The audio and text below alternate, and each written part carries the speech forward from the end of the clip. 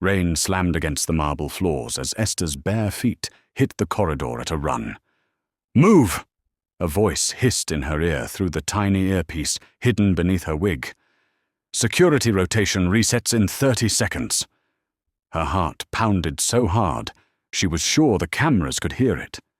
She slowed, forcing herself to breathe, then slipped into the shadows just as 2 armed guards passed, boots echoing, faces blank and deadly.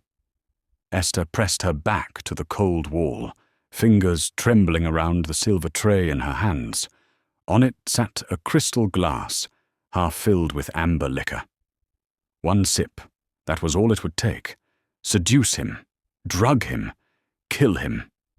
That was the job. She straightened her spine, adjusted the neckline of her maid's uniform, low enough to invite attention, neat enough to look harmless, and walked toward the door at the end of the hall. Jin-Pyo's room. The door opened before she could knock. He stood there barefoot, shirt unbuttoned at the collar, black hair damp, as if he'd just showered. His eyes lifted to her face, sharp and unreadable, the kind of eyes that made men lower their voices without knowing why. "You're late," he said calmly. Esther swallowed. "I'm sorry, sir." He looked at the tray, then back at her. "Come in."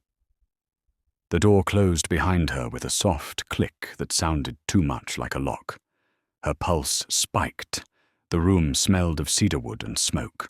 Floor-to-ceiling windows revealed the city glowing below like a bed of embers. Jin-Pyo moved with unhurried confidence, every step measured, controlled, a predator who never needed to rush. "Put it down," he said. She crossed the room, aware of every sway of her hips, every breath she took. This was part of it. They'd chosen her for a reason. The rival gang knew her body could open doors. Guns never could. She set the tray on the table. Her fingers brushed the glass. 1 second. 1 choice. "Leave," he said suddenly. Her head snapped up. "Sir?" "I didn't ask for a drink," he replied. His gaze flicked to her face, then lower, lingering for half a beat too long. "And I don't like strangers in my space." Her handler's voice cut in sharply. "Abort! Abort! He's suspicious." Esther ignored it. She met Jin-Pyo's eyes and did the most dangerous thing possible. She told the truth, just not all of it. "I needed somewhere safe," she said softly. "Just for a minute." Silence stretched between them. Jin-Pyo stepped closer. Close enough that she could see a thin scar near his jaw, close enough that her chest brushed his arm. He smelled clean, expensive, human, not like the monster she'd imagined. "Safe?" he repeated quietly. "Yes," she whispered. Another beat. Then his hand lifted, not to touch her, but to tilt her chin up gently, forcing her to look at him. "You work in a house where no one is safe," he said. "Especially me." Her breath caught. "Then why let me in?" Something flickered in his eyes. Loneliness, curiosity, hunger. "Because," he said slowly, "you look like someone who's already decided how tonight ends." His thumb brushed her skin. Electric, unplanned. Her body reacted before her mind could stop it. In her ear, the handler cursed. "Esther, stay focused!" But focus was slipping. Jin-Pyo stepped back abruptly, breaking the moment. "Leave the drink," he said. "You can go." She hesitated. If she walked out now, the rival gang would punish her. If she stayed, everything would change. She picked up the glass instead. "I'll stay," she said. His eyebrow lifted slightly. "That wasn't an offer."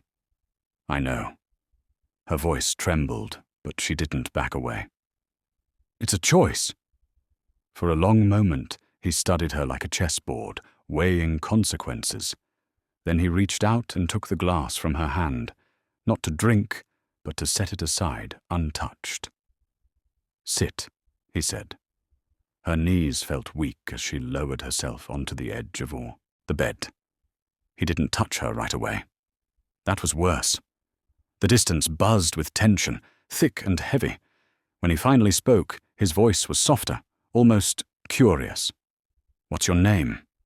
"Esther." "A real name?" She hesitated. "Yes." "Why are you shaking, Esther?" "Because I'm here to kill you. Because if I don't, they'll kill me. Because I didn't expect you to look at me like this."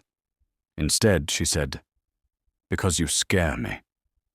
He gave a low, humorless chuckle. "Good. That means you're paying attention." He sat beside her, not touching, just close enough for warmth to bleed between them. His presence pressed into her space, overwhelming, intimate. "People think seduction is about skin," he murmured. "It's not. It's about silence, about waiting." His hand finally moved, fingers brushing her wrist, slow, deliberate. Not claiming. Testing. Her breath stuttered. In the earpiece, the handler's voice was frantic now. "Esther, this is off script. You're losing control." She closed her eyes for a second. When she opened them, Jin-Pyo was watching her face like he was memorizing it. "You're hiding something?" he said. She swallowed. "Aren't we all?" Something in him shifted. He leaned closer, his forehead nearly touching hers. "Careful," he whispered. "If you lie to me, I won't forgive it." Her heart screamed, "Run." Her body whispered, "Stay." Somewhere deep inside, a line was being crossed. Quietly, irreversibly. If you're feeling the tension tighten right here, like you shouldn't look away even for a second, tap that like button now, because what happens next is where everything starts to burn. Jin-Pyo's fingers slid up to her neck, resting there, not squeezing, just reminding her how easily he could.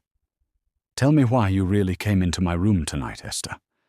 Her lips parted, and for the first time since she'd accepted the job, she didn't know which answer would destroy her faster. Esther didn't answer him right away. The silence stretched, thick and dangerous, the kind that made secrets sweat. Jin-Pyo's fingers were still at her neck, not tight enough to hurt, just firm enough to remind her how easily he could end everything if he chose to. "I came," she said carefully, "because you asked for service." His eyes narrowed slightly. "That's not what I asked." She swallowed. Her handler's voice buzzed in her ear, sharp with panic. "Stick to the plan. Distract him. Buy time." Esther lifted her hand and slowly pushed Jin-Pyo's wrist away. The movement was deliberate, intimate. "Then ask me again." For a moment, he didn't move. Then he leaned back, studying her like a puzzle that refused to behave. "Stand up," he said. Her heart jumped. She rose, smoothing her uniform with trembling fingers. He circled her once, silent, observant. She could feel his eyes everywhere without him touching her at all. "You don't walk like the other staff," he said. "You don't breathe like them either." She forced a small smile. "Is that bad?" "It's interesting." He stopped in front of her, close enough that she had to tilt her head back to meet his gaze. "Who sent you?" No one had ever asked her that so directly. "I was hired," she said, "just like everyone else." He gave a faint, knowing hum. "You're lying again." Before she could respond, he reached past her and locked the door with a soft click. Her breath caught. "I don't like lies," he continued calmly. "But I like honesty even less. It tends to hurt." He stepped away, poured himself another drink from the decanter, and finally took a sip. Her stomach twisted. She watched the glass, waiting for him to stagger, to slow, for the poison to do its work. Nothing happened. Her handler cursed violently in her ear. He didn't drink enough. You need to get closer. Jin-Pyo turned back to her. Relax, he said. If I wanted you gone, you wouldn't be standing. She nodded, though her knees felt like they might give out. Sit again, he said. She obeyed. This time he sat beside her immediately, the mattress dipping under his weight. His thigh brushed hers. Heat bloomed where they touched, unwanted and undeniable. You're afraid, he said quietly. Yes. Of me? She hesitated. Of myself. That seemed to surprise him. He turned fully toward her now, one arm resting behind her on the bed, trapping her without touching her. I've met women sent to kill me before, he said softly. They usually hide it better. Her chest tightened. I'm not here to kill you. Not yet. Not anymore. She didn't know which thought terrified her more. His gaze searched her face, as if weighing the truth of her words. Slowly, he reached up and tucked a loose strand of hair behind her ear. The gesture was gentle, almost tender, and it shattered something fragile inside her. You shouldn't be here, he murmured. This house eats people like you. People like me. People who still feel. Her throat burned. No one had ever said that to her, like it was a weakness and a gift all at once. She leaned forward before she could stop herself, her forehead brushing his. Her breath hitched. He didn't pull away. Then why keep me? She whispered. His eyes dropped to her lips. Because I've forgotten what it costs. The air between them snapped. He kissed her, not rough, not claiming, but slow and testing, as if waiting for her to stop him. She didn't. Her hands curled into his shirt instead, grounding herself in the reality of him. Somewhere far away, alarms seemed to fade. There was only this moment, this mistake. When he finally pulled back, his voice was rougher. This is dangerous. Yes, she breathed. For both of us. She nodded, tears stinging her eyes. I know. He rested his forehead against hers. If you're here on someone else's orders, tell them this ends tonight. Her handler screamed in her ear. Abort now! You're compromised! Esther closed her eyes. I can't, she said softly. Jin-Pyo stiffened. Why? Because they'll kill my family. Because they'll kill me. Because I don't know how to choose anymore. Instead, she said, because I don't know how to leave. He searched her face for a long moment, then finally pulled away and stood. Get dressed, he said, though she hadn't undressed. You'll sleep in the guest wing. Relief and disappointment crashed together in her chest. But understand this, he added, turning back to her, eyes cold again. From now on, every step you take in this house belongs to me. She nodded. Yes. As she left the room, her handler's voice went eerily calm. You've crossed the line, Esther. Finish the job tomorrow night, or we finish you. Her hands shook as she walked down the corridor. Guards, watching, cameras blinking. She pressed her palm to her chest, feeling her heart race. In Jin-Pyo's room, he stood alone, staring at the door long after it closed. She's trouble, he murmured to himself. Down the hall, Esther leaned against the wall, sliding down until she was crouched on the cold floor, breathing hard.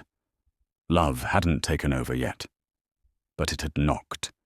If your heart is racing the way hers is right now, don't look away.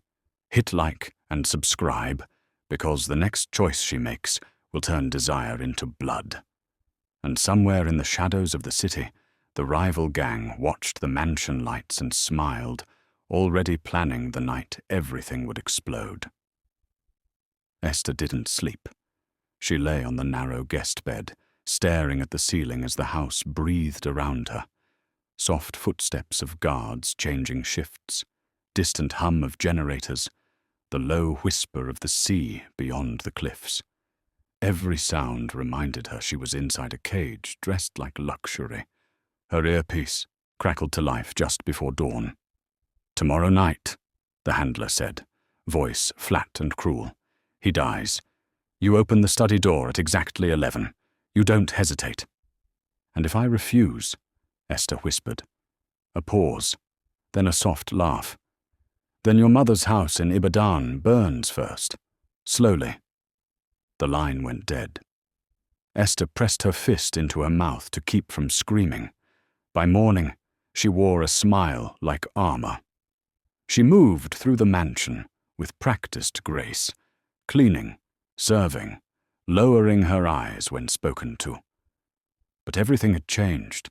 Every camera felt like an accusation. Every locked door felt like a countdown. Jin-Pyo watched her without appearing to. At breakfast, his gaze lifted briefly as she poured tea. Their eyes met. Just a second. Long enough for something unspoken to pass between them. Later, as she wiped down the long dining table, he dismissed the staff with a flick of his hand. "You," he said quietly. Her pulse jumped. "Yes, sir. Walk with me." They moved through the corridor in silence until he stopped before a wall of glass overlooking the ocean. Waves crashed violently below, white foam slamming into black rock. "Do you know why people fear heights?" he asked. She shook her head. "Because once you fall," he said calmly, "there's no negotiating with gravity." He turned to her. "You're standing very close to an edge, Esther." Her breath caught. "I don't understand." "Yes, you do." His eyes were sharp now, all warmth stripped away. "I ran your name. There's no record of you. No papers. No past." Her heart hammered. "I told you." "That you were hired," he cut in. "So were the last 3 women who tried to kill me." The word kill hung between them like a blade. Her knees felt weak. "I swear to you." "What?" he demanded softly. "That you won't?" She couldn't answer. Silence stretched. Guards shifted uneasily at a distance, sensing tension they didn't understand. Finally, Jin-Pyo spoke again, quieter. "I don't want to be right about you." Her chest burned. "Then don't make me prove you are." Something flickered across his face. Pain, anger, regret. He stepped closer, lowering his voice. "If you're in trouble, I can protect you." She laughed weakly. "You don't protect people like me." "You don't know what I protect," he replied. Before she could respond, his phone buzzed. He glanced at it, jaw tightening. "Go," he said sharply, "before I change my mind." She turned and walked away, her legs shaking, knowing the clock had started ticking louder. That night, the mansion dressed itself for violence. Security doubled, windows sealed. Men in black moved like shadows through hallways. Jin-Pyo retreated to his study, files spread across his desk, gun within reach. At 10:45, Esther stood outside the study door, a small keycard hidden in her sleeve. Her handler's voice murmured instructions, calm as a lullaby. "Open the door. Step aside. Don't look back." Her hand hovered inches from the scanner. Inside the study, Jin-Pyo sat still, listening to the rain hit glass. He'd dismissed everyone else. The house felt too quiet. He spoke without turning around. "You can come in." Esther froze. Slowly, she pushed the door open and stepped inside. He faced her now, gun resting openly on the desk. Not raised. Not hidden. "So," he said softly, "this is where you decide who you are." Tears burned her eyes. "You don't understand." "Then make me," he replied. Her earpiece hissed. "Now, Esther, do it." She shook her head. "I can't." Jin-Pyo's gaze sharpened. "Why?" "Because I see you. Because you touch me like I'm human. Because I don't want your blood on my hands. Instead, she whispered, they'll kill my family. His jaw tightened. Who? Rival gang. They planted me here. For a heartbeat, nothing moved. Then alarms exploded. Glass shattered as gunfire tore through the far wing. Shouts echoed in Korean. The study lights flickered. Jin-Pyo grabbed his weapon, swearing under his breath. They're early. He turned to her. Stay behind me. She stared at him, stunned. You believe me?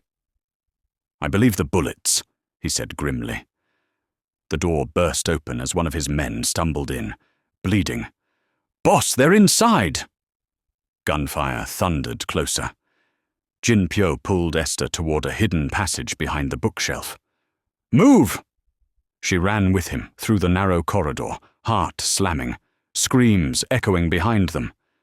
Somewhere above, explosions rocked the mansion.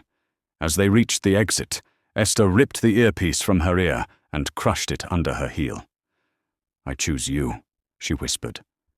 Jin-Pyo glanced at her, eyes dark and intense. That choice will cost you everything.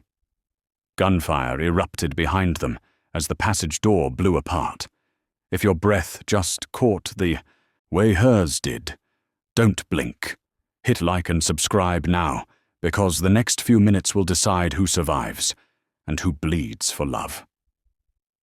They burst out into the storm, rain swallowing their silhouettes as the mansion behind them burned with betrayal. Rain tore at Esther's lungs as she ran beside Jin-Pyo, the night exploding behind them in orange and black. The hidden passage spat them out onto the cliffside drive, just as the mansion's upper windows blew inward. Sirens wailed somewhere far below. Gunfire cracked close enough to feel like heat on skin. Down! Jin-Pyo shouted. They hit the ground as bullets chewed the stone where they'd been standing. Jin-Pyo rolled, came up on one knee, and fired twice, precise, controlled. A shadow fell. Another rushed them. Esther grabbed a fallen guard's flashlight and hurled it, blinding the man long enough for Jin-Pyo to end it. She stared at the body, hands shaking. I'm sorry, she whispered. To the dead man, to herself, to the life she'd never get back. Jin-Pyo pulled her up. Eyes on me. Breathe. They ran again, ducking behind the armored SUV parked at the edge of the drive. The engine roared to life as Jin-Pyo shoved her into the passenger seat. He slammed the door and spun the wheel just as bullets stitched the rear glass. The tires screamed. The cliff road dropped away to darkness on one side, sheer rock on the other. Esther clutched the door, knuckles white. They won't stop, she said, voice breaking. They will, he replied, when they understand the price. A truck surged into view ahead, blocking the curve. Headlights flared. Jin-Pyo swore, swerved hard, clipped the guardrail. Metal screamed. The world tilted. Hold on, he said, calm as a vow. He cut the lights. For a breathless second, they were nothing but shadow and rain. The truck blasted past, confused. Jin-Pyo punched the accelerator, vanished into a side cut only locals knew, a narrow service road hugging the mountain. They didn't speak until the city lights reappeared below, trembling like a promise they didn't trust. At a safe house near the docks, Jin-Pyo locked the doors and checked the perimeter. Esther sat on the edge of a crate, soaked, shivering. He draped a jacket over her shoulders without a word. The simple kindness broke her. I didn't plan for this, she said hoarsely. I thought I could be empty. He crouched in front of her, eyes level. No one who's empty feels this much. She laughed once, brittle. They said if I loved you, I'd die. Love doesn't kill, he said. It reveals. She looked at him, really looked. Blood at his hairline, rain streaking the lines time had carved into a face that carried too many decisions. What happens now? Now, he said, standing. We end it. They moved before dawn. Jin-Pyo called in favors he'd buried years ago. names that answered because they remembered who he'd been before the throne. By noon, the rival gang's routes were mapped, their lieutenants located. Esther listened, learning how power actually moved. Not loud, not fast, but patient. At dusk, they returned to the docks where everything funneled through steel and water. The rival boss waited with a smirk and too many men. "You brought the maid," the rival said. "Cute." Esther stepped forward before Jin-Pyo could stop her. Her voice was steady. "You promised my family safety." The rival shrugged. "Promises are leverage." She nodded. "Then here's mine." She lifted her chin. "You don't leave this dock." The first shot echoed like thunder. The night shattered. Jin-Pyo moved like a storm given shape, precise and relentless. Esther stayed close, heart pounding, shouting warnings, pulling him back when angles turned deadly. When a gun slid across the concrete toward her, she kicked it into the sea without thinking. A blade flashed. Jin-Pyo took the hit across the ribs, grunted, kept moving. Esther screamed his name. He caught the attacker's wrist, ended it, then staggered. "Stay with me," she cried, pressing her hands to his side. "Please." He met her eyes, fierce even now. "I'm not done." The rival boss tried to run. Esther saw it before anyone else. She ran, faster than fear, tackled him at the edge where water slapped iron. He clawed, desperate. She held on. "This ends," she said, and shoved. The splash was final. Sirens rose. Too late, but enough. The dock emptied into shadows. Jin-Pyo leaned against a piling, breathing hard. Esther tore fabric to bind his wound, hands shaking. "You saved me," he said. "You believed me," she answered. They disappeared before dawn again. Not as fugitives now, but as survivors who'd chosen each other when it mattered. Weeks passed. The city whispered. The rival gang collapsed under the weight of its own lies. On a quiet morning by the sea, Jin-Pyo stood beside Esther as gulls cut the sky. "I can't give you clean," he said softly, "but I can give you honest." She took his hand. "I don't want clean. I want real." He squeezed once, like a promise he intended to keep. If you felt your chest tighten through that last stand, tap like and subscribe. Because stories where love chooses courage over fear deserve to be remembered. Months later, Esther watched the sun sink from a small apartment with windows open to salt air. Jin-Pyo cooked badly and laughed at himself. The world outside still had teeth, but inside there was warmth. She touched the scar at his ribs. This could have ended so differently. He kissed her knuckles, gentle. It still could. Every day. She smiled. "Then we'll choose again." Under the sound of waves, they stood together. Two people who were sent to destroy each other, and instead decided to live.